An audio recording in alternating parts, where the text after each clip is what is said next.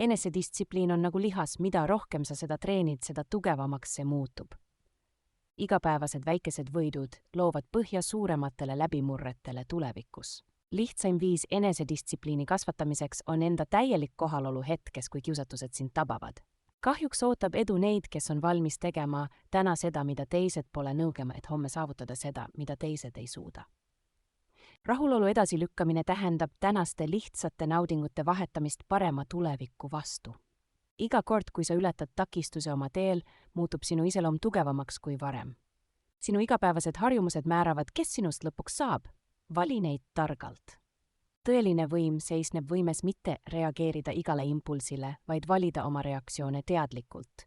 Enesedistsipliini tõeline saladus pole tahtes, vaid süsteemide loomises, mis teevad õiged valikud lihtsamaks. Lõpuks pole küsimus selles, kas sul on tahtejõudu, vaid kas sul on piisavalt põhjuseid, et püsida oma valitud teel.